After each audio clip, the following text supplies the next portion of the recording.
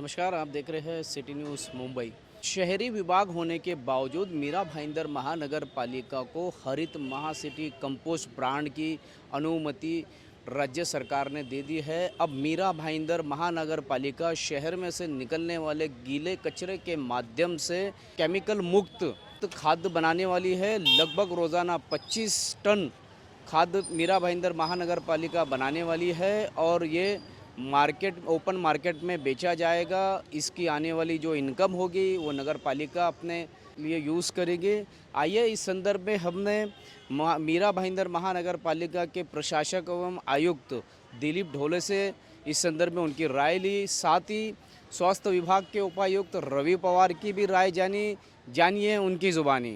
क्या कहेंगे मनपा को ग्रीन सिटी कंपोस्ट ब्रांड के तौर पे महाराष्ट्र में पहली महानगर पालिका ये हुई है। मैं आपके माध्यम से ये बताना चाहता हूँ कि अपने यहाँ जो डंपिंग यार्ड पे कचरा रहता है उसको प्रोसेस किया जाता है और उसका जो न्यूट्रिटिव वैल्यू है उसके अंदर नाइट्रोजन, फास्फोरस और पोटैश NPK जो रहता है उसका जो जितना भी अनाज बनता है जो ढेर सारी खेती बनती है किसान लोग को काम की चीज़ है उसके लिए इसका ब्रांडिंग होना ज़रूरी था।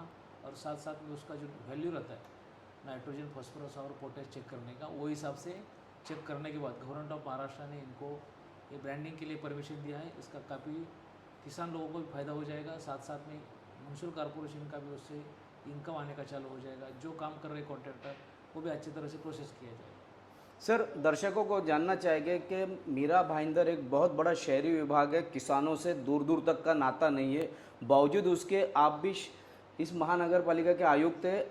महापालिका किसानों के लिए खाद बनाएंगी, ये कैसे मन में? नहीं, ये इसका मतलब ये है, ये जो कचरा है कचरे से तो इसका खत बन रहा है, वो इधर के किसान लोग और उसको फ़ायदा हो जाएगा ऐसा नहीं। इस through out Maharashtra, through out अपने देश में किधर भी जा सकता है। और ये जो कचरा है उससे खत बनाना तो ज़रूरी था ही।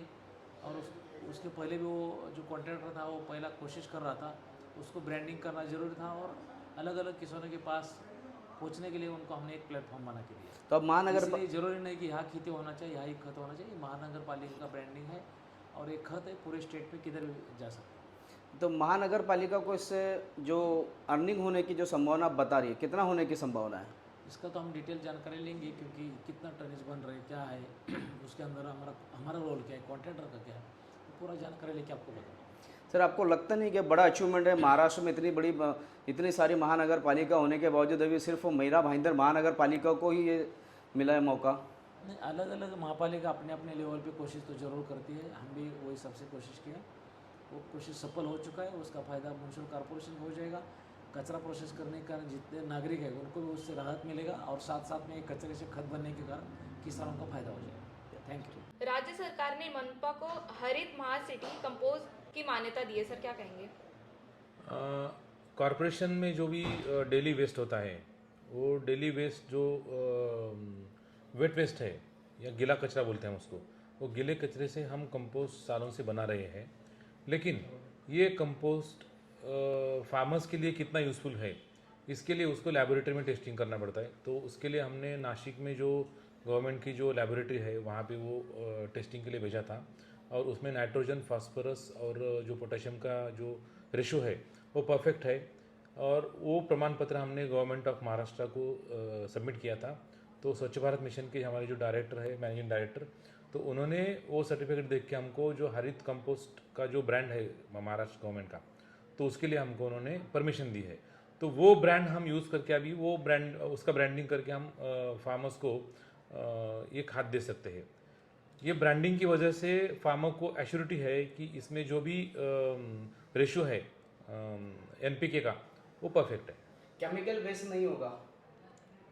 नहीं, जो भी गीला कचरा होता है सिटी में उसको हम डेली बेसिस पे कलेक्शन करते हैं, तो उसमें कुछ केमिकल ऐड होने की संभावना नहीं है। मनपा शहरी विभाग में होने के बावजूद ग्रामीण के किसानों को उच्च क्वालिटी का खाद देने वाली है, ये साबित हो रहा है, क्या कहेंगे?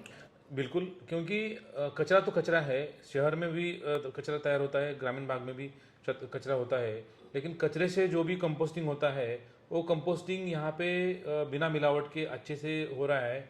इसलिए उसमें से जो भी फास्फोरस है, नाइट्रोजन है और पोटेशियम है, इसका प्रमाण बहुत अच्छा है। इसलिए फार्मर्स को बहुत अच्छा इसका फ़ायदा होगा। डेली मैन्युफैक्चरिंग कितनी क्वांटिटी में होने वाली है? देखिए अभी हमारा डेली जो वेट वेस्ट है करीबन 300 टन का है, लेकिन उसमें से बिल्कुल 225 टन के आसपास डंपिंग ग्राउंड पे जाता है, और उसमें से हम डेली बेस पे 25 टन का खाद बनाते हैं, और उसका ब्रांडिंग अभी कर दिया है, तो वो हमें बेचेंगे। इससे आने वाली इनकम से क्या उपयोग होने वाला है सर? इसमें अभी सौराष्ट्र जो भी हमारा कंपोस्टिंग पार्टनर है सौराष्ट्र, वो सौराष्ट्र डेली बेस पे कंपोस्टिंग बना रहा है, और उसमें उनको वो राइट्स है कि वो बेच सकते हैं वो, और जो भी क्वांटिटी में समझो सिटी में गार्डन के लिए लगेगा वो फ्री ऑफ कॉस्ट दे रहे हैं, और उसमें से जो भी रेवेन्यू जनरेट होगा उसमें से 10% रेवेन्यू वो कॉरपोरेशन को दे रहे हैं। तो जिस तरीके से आपने देखा मीरा भाईंदर महानगर पालिका के आयुक्त एवं प्रशासक दिलीप ढोले ने क्या कहा, और साथ ही साथ हमने उपायुक्त रवि पवार से भी बात करी है। उन्होंने बताया है कि जो खाद बनने वाला है वो केमिकल फ्री बनेगा, और साथ ही साथ जो इनकम आने वाली है ये खाद के दौरान वो महानगर पालिका के जितने भी गार्डन्स है उसमें यूज़ होने वाले हैं, और साथ ही साथ जनता की सेवाओं में ये यूज़ होगा। आपको बता दें मीरा भाईंदर महानगर पालिका शहरी विभाग होने के बावजूद ग्रामीण किसानों को खाद में मदद करने के लिए आगे बढ़ने वाली है। इसी तरह की खबरों के लिए बने रहिए, देखते रहिए मेरे यानी एकता पोदार और शकील शेख के साथ सिटी न्यूज़ मुंबई।